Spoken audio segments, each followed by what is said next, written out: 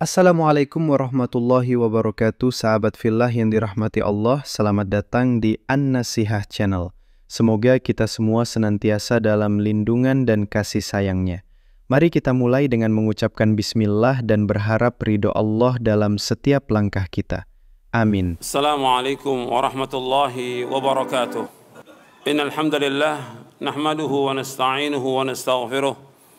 ونعوذ بالله من شرور أنفسنا ومن سيئات أعمالنا من يهده الله فلا مضل له ومن يضلل فلا هادي له أشهد أن لا إله إلا الله وحده لا شريك له وأشهد أن محمدا عبده ورسوله اللهم صل وسلم وبارك على نبينا محمد وعلى آله وصحبه أجمعين.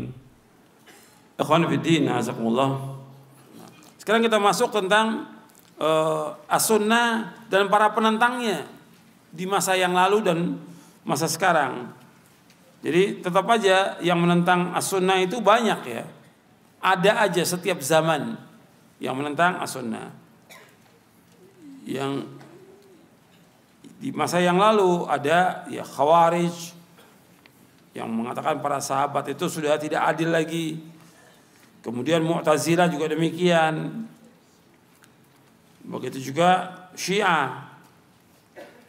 Nah, ini Syiah ini juga bukan hanya menentang sunnah kalau Syiah, tapi mereka menentang apa? Quran.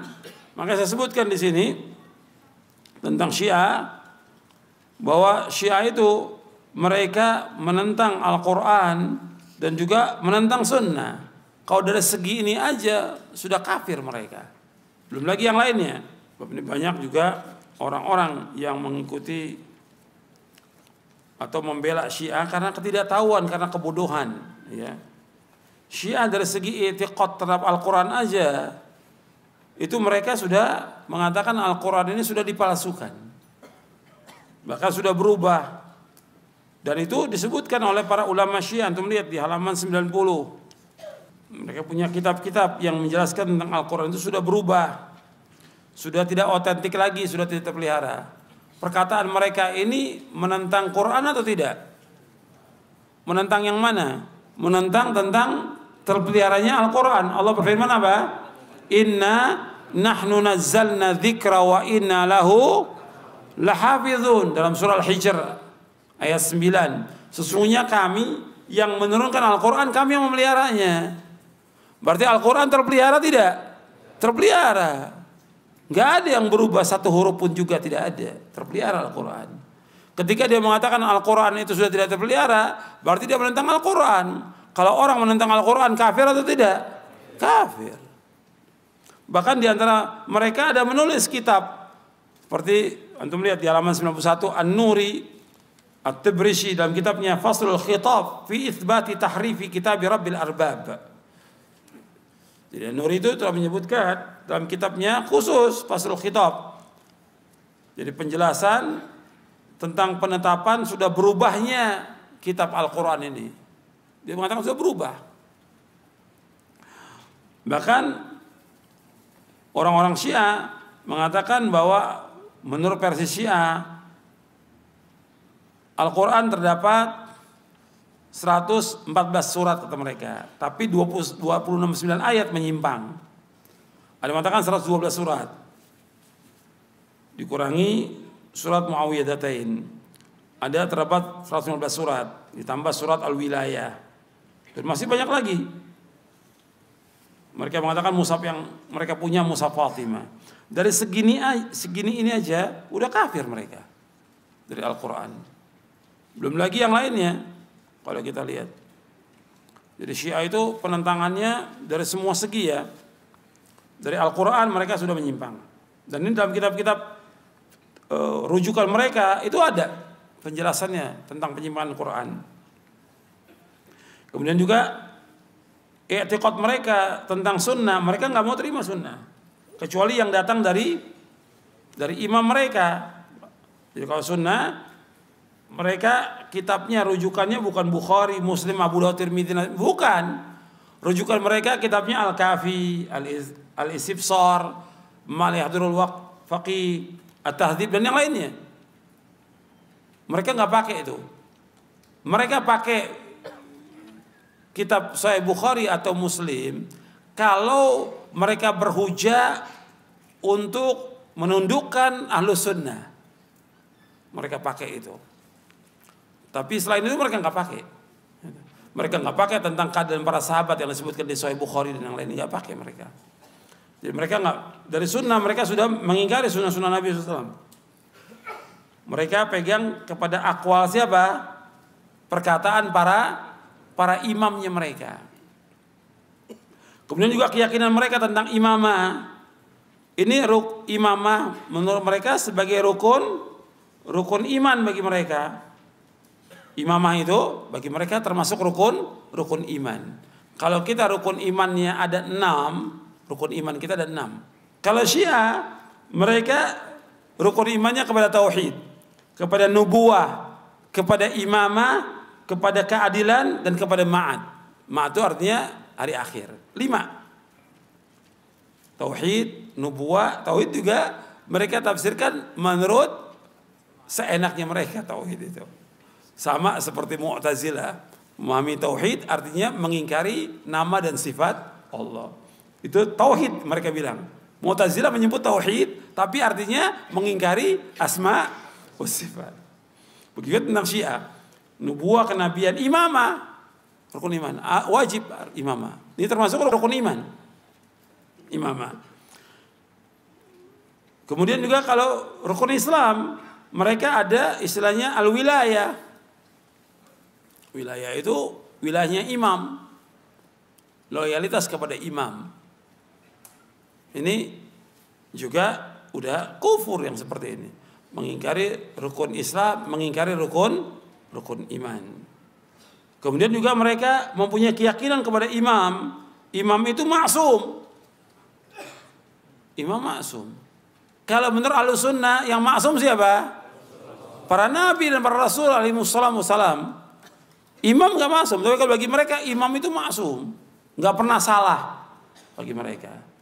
Ini udah sesat ini pemahaman seperti ini. Jadi mereka imam itu bisa bebas melakukan apa saja.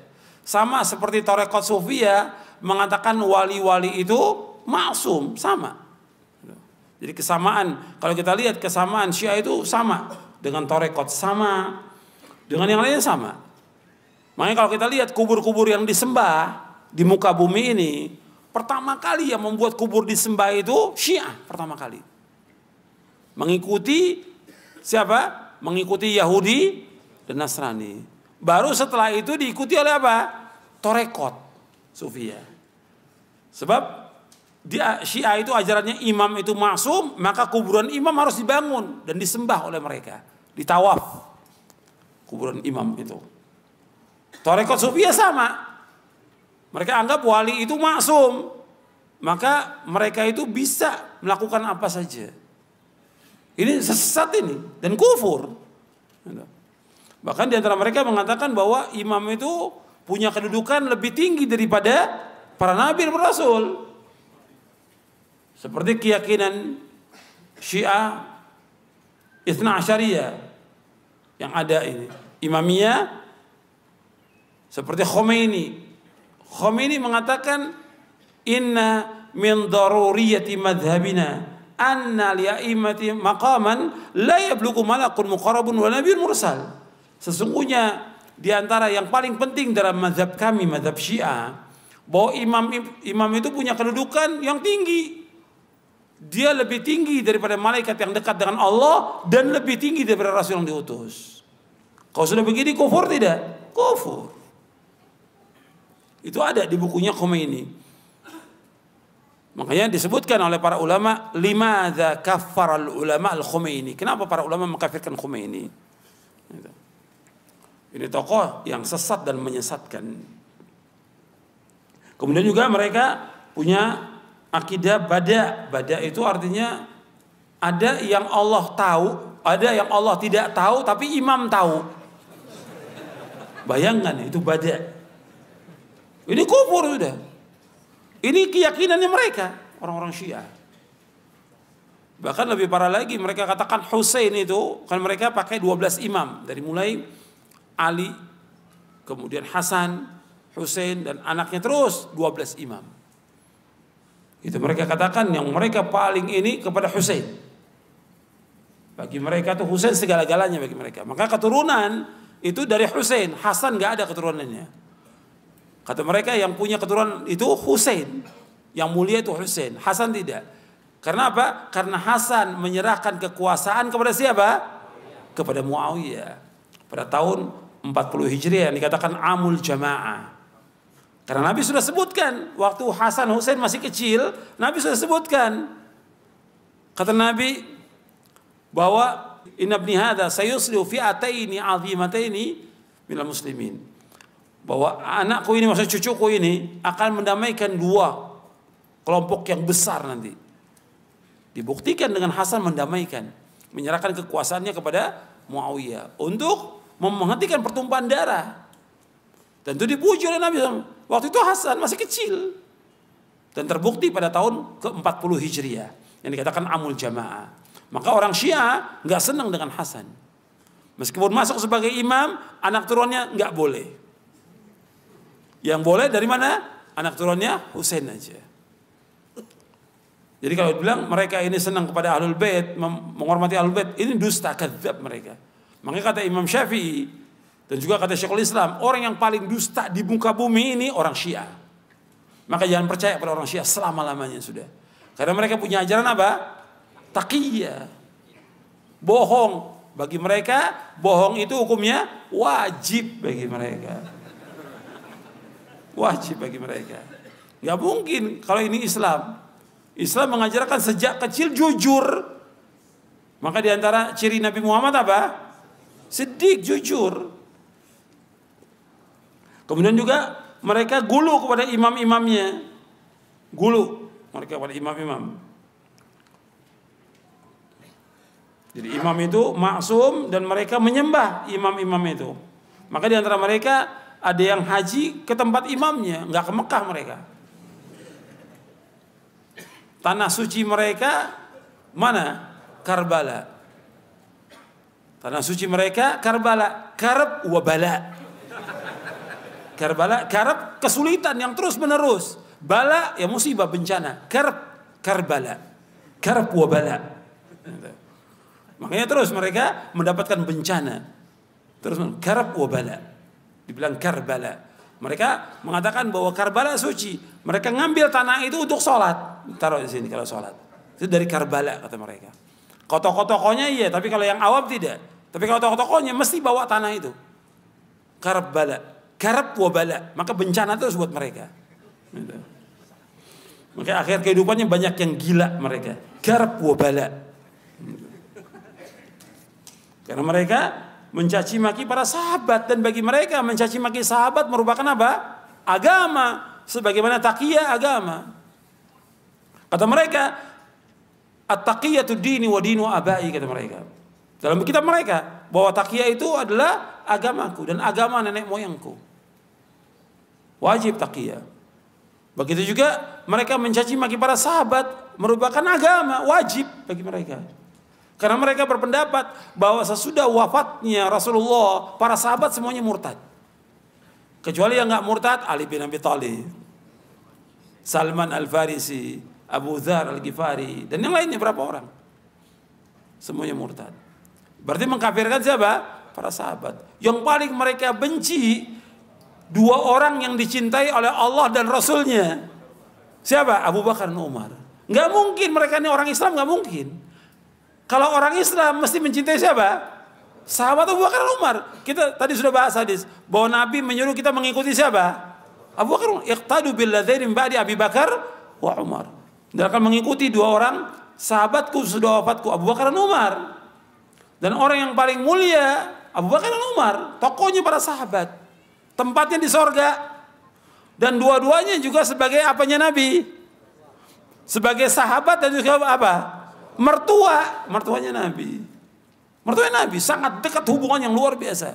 Tapi itu jadikan agama mencaci maki sahabat Abu Bakar dan Umar. Dicaci maki oleh mereka. Dalam sholatnya caci maki, dalam majelisnya mereka caci maki Abu Bakar Umar. Nggak mungkin. Kalau orang Islam nggak mungkin. Nabi bersabda, sallallahu alaihi wasallam, la tasubbu ashabi. Falau anna adakum anfaqa mithla Uhudin dhahaba ma balagha muddadim nasifa. Dalam hadis yang diriwayatkan oleh Imam Bukhari, Muslim, Tirmidzi dan yang lainnya, Nabi bersabda SAW dari sahabat Abu Sa'id Al-Khudri radhiyallahu anhu, la tasubbu ashabi, janganlah kalian mencaci maki para sahabatku. Falau anna ahadakum anfaqa mithla Uhudin dhahaba, kalau seandainya seorang dari kamu infak sebesar gunung Uhud berupa emas, ma balagha muddadim nasifa, enggak mencapai infaknya sahabat meskipun mereka infak sebesar 2 telapak tangan. Tidak juga separohnya. Artinya sekarang ini nanti Sahih Bukhari Muslim, kita infak nih berupa gunung Uhud, berupa emas. Kalau antum yang sudah pernah umrah atau haji melihat di Madinah itu gunung Uhud, besarnya gunung Uhud itu. Sebesar-besarnya panjang gunung Uhud. Itu nggak bisa dihitung dengan ribuan ton itu, gunung Uhud. Sekarang kita dijadikan oleh Allah berupa emas gunung Uhud itu. Kita infakkan itu. Kalau kita infakkan berupa gunung Uhud, berupa emas itu, cukup buat bangsa Indonesia. Kita infakkan semuanya, belum bisa mencapai derajat siapa?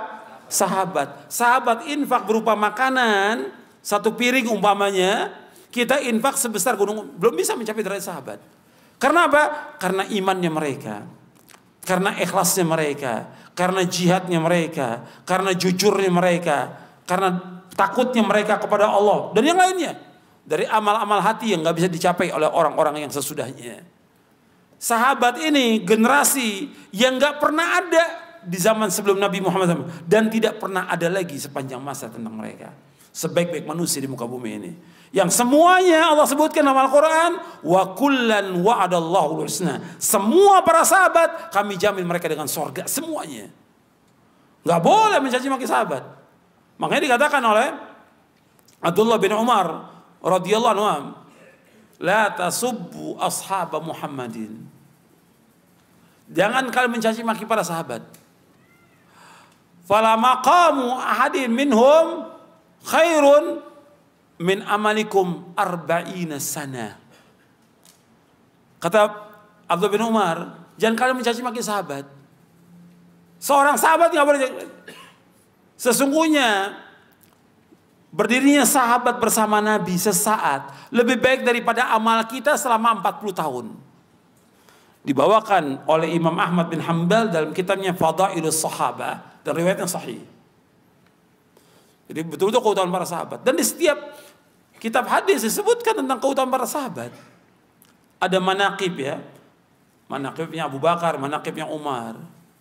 Mestinya orang menyebutkan tentang manaqib atau fadail as-sahabah, keutamaan para sahabat. Tapi kalau kita lihat orang-orang menyebut manaqib siapa? Abdul Qadir Jailani. Bukan manaqib sahabat, manaqib Abdul Qadir. Betul, Syekh Abdul Qadir ini orang mulia. Dia orang soleh. Tapi yang pantas disebutkan siapa? Sahabat yang lebih mulia dari semua manusia di muka bumi ini. Antum lihat kalau ahlul bid'ah itu bukan menyebutkan yang benar, ini udah salah Syiah. Kemudian diikuti lagi sama ahlul bid'ah yang lain. Kemudian mereka ngadakan itu manakiban, istilahnya manakiban. Motong ayam jago karena si Abdul Qadir senang sama ayam jago kata mereka. Jadi ini macam-macam, sudah agama dirusak sudah sama kelompok-kelompok yang sesat dan menyesatkan dalam bid'ah. Maka antum harus belajar Quran dan Sunnah. Jadi tahu ini nggak benar, ini benar, dia tahu. Jangan diikuti, jangan dibela. Makanya juga harus, ini jadi peringatan juga nih buat semuanya. Ya buat antum, buat juga para ustadznya, para dai, para penceramah, para kiai, termasuk para pejabat juga di Indonesia. Ini Syiah sesat dan menyesatkan, jangan dibela. Jangan diizinkan mereka mengadakan acara-acara yang sesat dan menyesatkan. Seperti Asyura, sesat dan menyesatkan mereka mengadakan acara Asyura. Tentang terbunuhnya Husain, mereka menangis, meratap. Pakai akal yang waras aja nggak bisa diterima. Mereka meratap dengan memukul dirinya. Coba kalau orang kafir lihat, oh Islam kok begitu, saya nggak mau masuk Islam. Nanti dilukai tubuh saya, kata mereka. Iya tidak? Ini nggak masuk di akal. Di agama nggak ada, apalagi akal. Mereka ini paling bertentangan dengan akal manusia. Orang Syiah Orang yang paling bodoh di muka bumi, paling bohong dan paling bodoh. Tapi kalau kita lihat dalam muamalah, paling jahat Syiah itu. Khawarij dan Syiah paling jahat karena mereka menghalalkan darah kaum muslimin dan menghalalkan harta kaum muslimin sepanjang sejarah. Kita melihat para ulama Ahlussunnah dibunuh oleh siapa? Oleh Syiah. Ketika Khomeini revolusi Iran pertama kali merebut kekuasaan Iran, yang dibunuh siapa pertama kali? Ulama Ahlussunnah yang dibunuh. Dihancurkan masjid-masjid sunnah oleh Khomeini. Makanya antum hati-hati, Syiah ini nggak bisa ditoleransi. Maka pejabat juga harus paham tentang Syiah ini. Bisa baca buku-buku tentang Syiah. Sesat dan menyesatkan, bahkan kafir, merusak Islam dan kaum muslimin. Nggak bisa ditolerir. Belum lagi ajaran mereka yang menghalalkan zina. Apa ajaran mereka menghalalkan zina? Mut'ah. Jadi nggak perlu pakai wali, nggak perlu pakai apa, senang perempuan zina. Habis itu cerai. Islam mereka. Ini zina. Banyak lagi kerusakan mereka ini, luar biasa kerusakannya. Jadi antum tetap hati-hati, jangan dibaca juga situs-situs mereka, jadi dibaca, jangan dibantah, nggak ada manfaatnya. Karena mereka terus menyebarkan. Makanya kalau antum lihat ketika ada ustadz dengan ustadz itu sengaja dibikin, itu orang Syiah. Nah antum nggak tahu, baca media sosial sengaja ustadz ini diadu domba oleh siapa? Syiah yang nulisnya. Maka antum jangan baca buku, baca Quran, baca sunnah manfaat.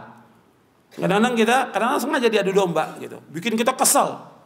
Dijelekan ustadz fulan yang jelekin sama Syiah. Gitu. Dan kalau isu-isu politik yang diangkat siapa? Syiah. Ini kalau kita nggak milih ini, nanti Syiah merajalela. Sama aja antum pilih ini sama, Syiah juga merajalela. Salahnya dan bodohnya ini didukung oleh siapa? Ustadz. Masa ustadz ikut milih, dukung partai politik? Ya nggak bener dong. Nggak bisa ketemu antara dakwah dengan partai politik. Selama-lamanya nggak bisa ketemu. Dakwah ngajak orang kemana? Kepada rukun iman, kepada ganjaran, kepada pahala, kepada sorga. Kalau ini ngajak kemana? Ngajak kepada golongan, ngajak kepada perpecahan, ngajak kepada kedudukan, ngajak kepada kekuasaan. Kata Syekhul Islam Ibnu Taimiyah rahimahullah dalam kitabnya Majmu' Fatawa, bahwa di antara sumber kerusakan orang cinta kepada harta dan kedudukan, itu sumber kerusakan. Dasarnya apa? Syekhul Islam mengatakan demikian.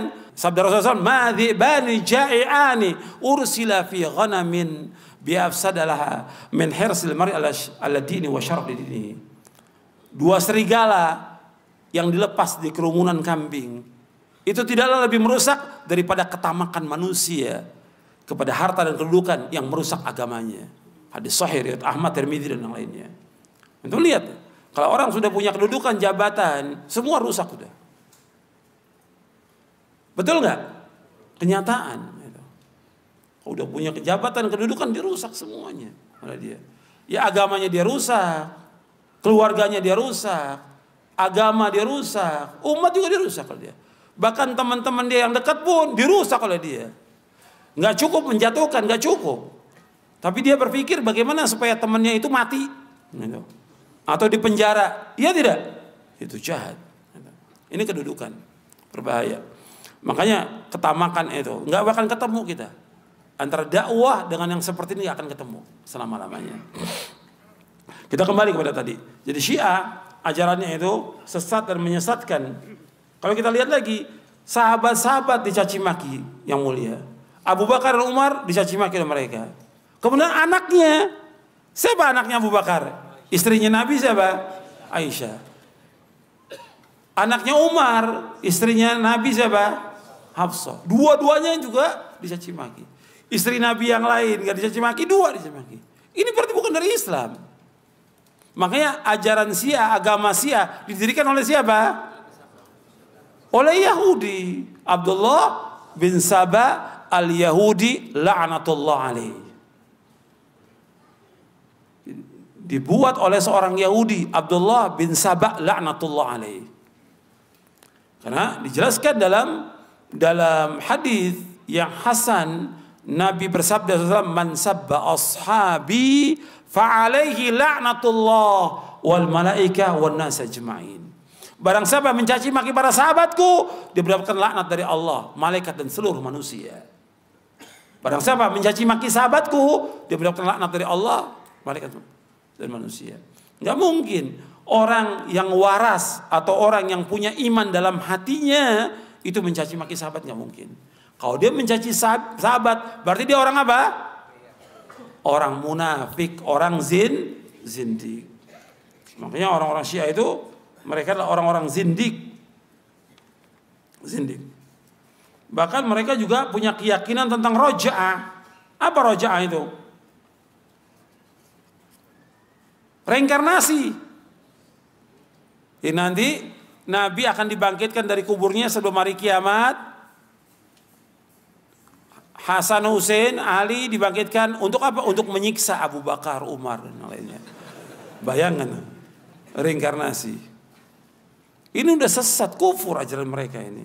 Dan akal juga di Quran, kalau orang sudah meninggal bisa balik ya ke dunia? Nggak bisa. Quran mengatakan min waraihim barzakhun ila yaumi yub'atsun. Di belakang mereka ada barzah sampai hari dibangkitkan. Udah nggak bisa lagi. Jadi barzakh.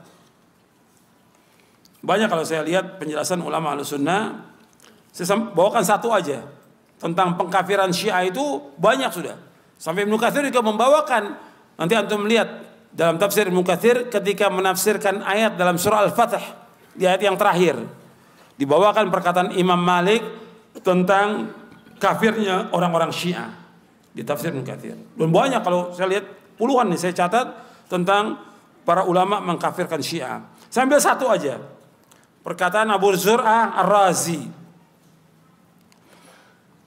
Abu Zur'ah Ar-Razi termasuk imam dari imam-imam ahli hadis, termasuk pembesarnya imam ahli hadis Abu Zur'ah Ar-Razi yang wafat tahun 264 Hijriah. Kata beliau rahimahullah, "Idza ra'aita ar-rajula yantaqisu ahadan min ashabi Rasulullah sallallahu alaihi wasallam fa'lam annahu zindiq." Lianna Rasul SAW indana haqqun wal Quran haqqun wa inna ma adda ilaina hadzal Quran wa sunan ashabu Rasulullah SAW wa inna ma yuriduna yajrahu syuhudana liyubtilul kitab wa sunnah wal jaru bihim aula wa hum zanadiqa.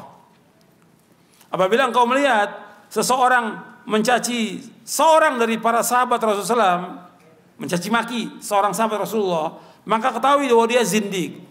Apa mana zindik? Munafik. Karena Rasulullah SAW itu benar. Kemudian Quran itu benar. Dan yang menyampaikan kepada kita Quran dan sunnah siapa? Sahabat Rasulullah SAW. Sesungguhnya mereka yang mereka inginkan apa?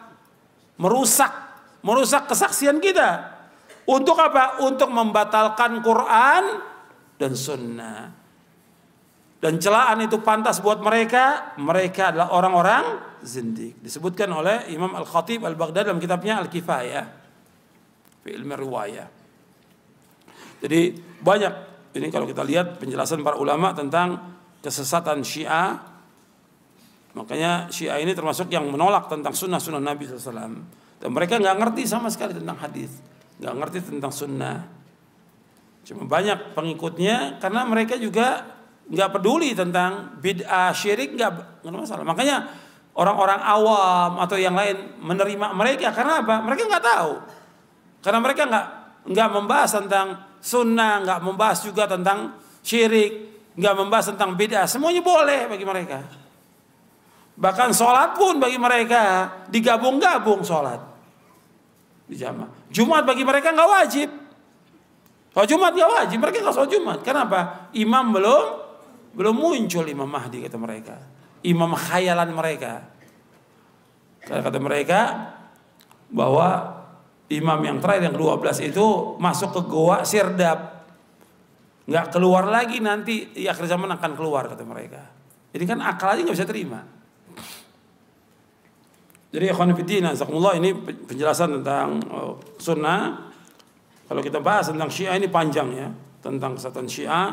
Tapi ini sudah mewakili penjelasannya. Dan nggak mungkin juga semua kita baca penjelasan para penentang sunnah ini banyak. Ya sampai sini dulu kajian kita. Mudah-mudahan bermanfaat. Kurang lebihnya saya mohon maaf. Wassalamualaikum Muhammadin sallallahu alaihi wa ala alihi wasallam. Terima kasih saudaraku filah yang dirahmati Allah telah menyaksikan nasihat mulia dari guru kita rahimahullah. Semoga ana dan antum semua mendapatkan manfaat. Silahkan subscribe, like, dan komentar yang baik agar channel ini berkembang dan semoga dakwah tauhid yang mulia ini semakin berkembang. Barakallahu fikum. Wassalamualaikum warahmatullahi wabarakatuh.